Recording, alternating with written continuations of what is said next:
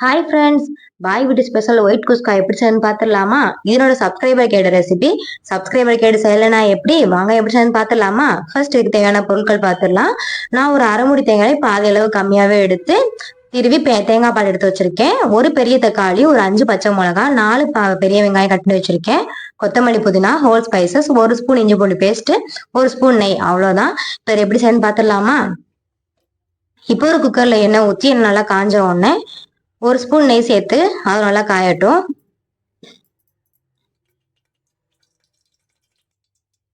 இப்போ இதுக்கு தேவையான ஹோல் ஸ்பைசஸ் சேர்த்து நல்லா பொரிய விட்டுக்கலாம்.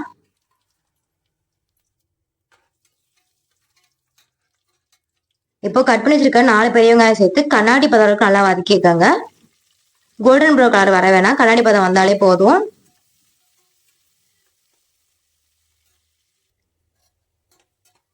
பாருங்க, இந்த அளவுக்கு பதம் வந்தாலே போதும். இப்போ நம்ம கட் பண்ணி வச்சிருக்க 5 பச்சை மிளகாய் சேர்த்துக்கலாம். நம்ம இதுல எந்த ஸ்பைசஸும் சேர்க்க போறது இல்ல. ஸோ பச்சை மிளகாய் உங்களுக்கு தேவையான அளவு காரத்துக்கு பார்த்து சேர்த்துக்கோங்க. இப்போ 1 ஸ்பூன் இஞ்சி பூண்டு பேஸ்ட் சேர்த்து அதோட ராஸ்மல் போற அளவுக்கு நல்லா வதக்கிக்கோங்க. இப்போ இது நல்லா வதங்கினோடனே நான் ஒரு பெரிய தக்காளி கட் பண்ணி வச்சிருக்கேன். அதை சேர்த்து லைட்டா வதங்கினாலே போதும், தக்காளி ரொம்ப வதங்கிட வேணாம். இப்போ நல்லாவே வதங்கிருச்சு.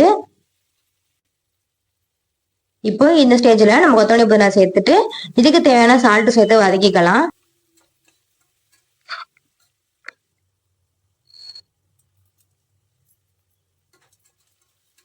இப்போ நல்லாவே வதங்கிருச்சு.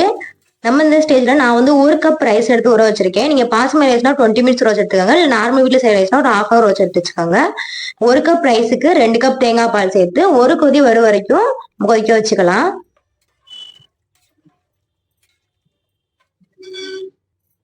இப்போ இந்த அளவுக்கு கொதி வந்தா போதும். நம்ம வடிச்சிட்டு இருக்க ரைஸையும் சேர்த்து இந்த ஸ்டேஜ்ல உப்பு காரெல்லாம் பார்த்துக்கோங்க. உப்பு கொஞ்சம் எக்ஸ்ட்ராவே இருக்கட்டும், அப்போ ரைஸ் வந்து கரெக்டா இருக்கும். இப்போ லைட்டா கலந்து விட்டு ஒரு கொதி வந்த உடனே குக்கர் மூடி போட்டு மூடி ஒரு 4 விசில் வரைக்கும் வெயிட் பண்ணுங்க. இதே பாஸ்மதி ரைஸ்னா 2 விசில் வச்சா போதும். 4 விசில் வந்ததுக்கு அப்புறம் ப்ரெஷர் தானா ஆஃப் ஆகட்டும், நீங்க ப்ரெஷர் எடுத்துட வேண்டாம். இப்ப குக்கர் ஓபன் பார்த்தா நம்ம குஸ்கா ரெடி ஆயிடுச்சு. இது ரொம்பவே குயிக்கா முடிஞ்சிடும்.